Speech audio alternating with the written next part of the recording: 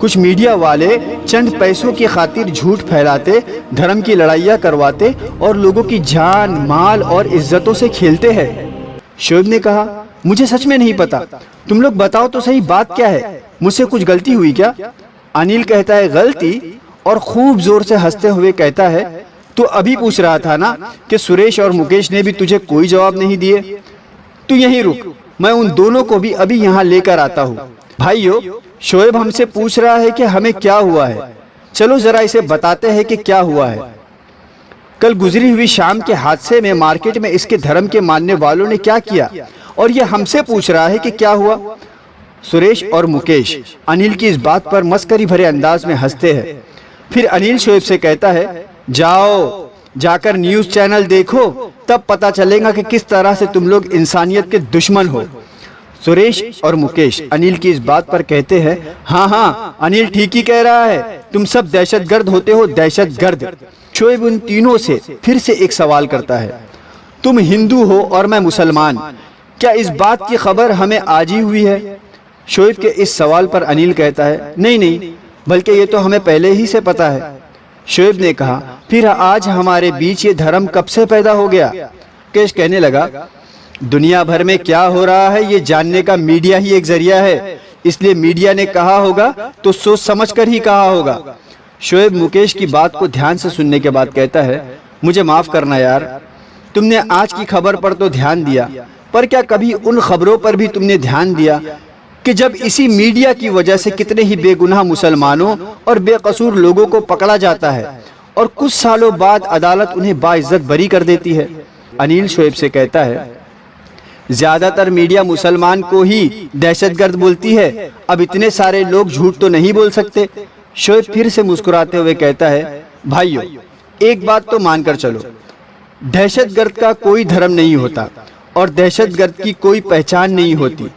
جب کبھی کہیں حملہ ہوتا ہے یا بم پھٹتا ہے تو حملہ یا بم یہ پوچھ کر کسی کو اپنا شکار نہیں بناتا کہ بتا تو ہندو ہے یا مسلمان، تو سکھ ہے یا عیسائی، بلکہ وہ تو ہر ایک کو اپنی جپیٹ میں لے لیتا ہے، اور حادثے کے بعد ہمیں وہاں صرف لال رنگ ہی نظر آتا ہے جسے ہم خون کہتے ہیں۔ تمہارے دھرم کی کتاب میں مار دھاڑ کیوں سکھائی جاتی ہے؟ ان کے اس سوال پر شعیب ان سے کہتا ہے، میرا دھرم اور میرے دھرم کی کتاب یعنی قرآن کے سورہ مائدہ سورت نمبر 5 اور آیت نمبر 32 میں تو یہ لکھا ہے کہ جس نے کسی ایک بے گناہ کو قتل کر دیا تو سمجھو اس نے تمام لوگوں کو قتل کر ڈالا، اور جس نے ایک انسان کی جان بچائی اس نے سنسار کے سارے لوگوں کی جان بچا لی۔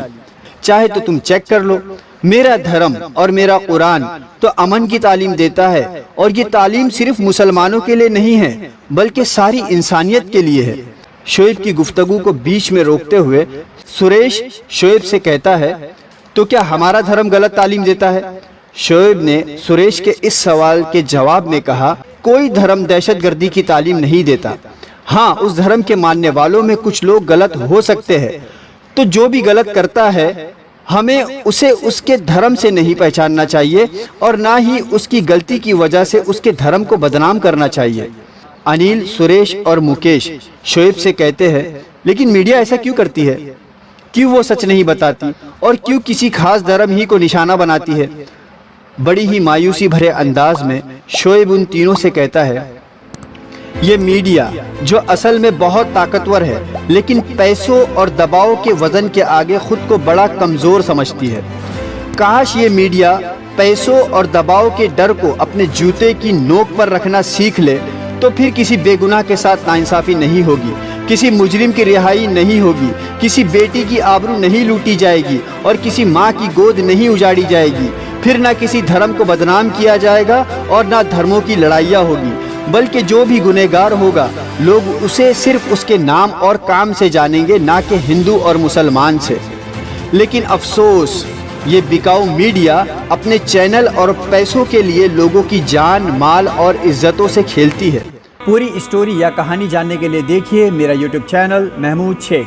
اچھی باتوں کو پھیلائیے، بری باتوں سے خود کو اور دوسروں کو بچائیے۔ چینل کو سبسکرائب کرنا نہ بھولیے گا۔ جزاک اللہ خیرن۔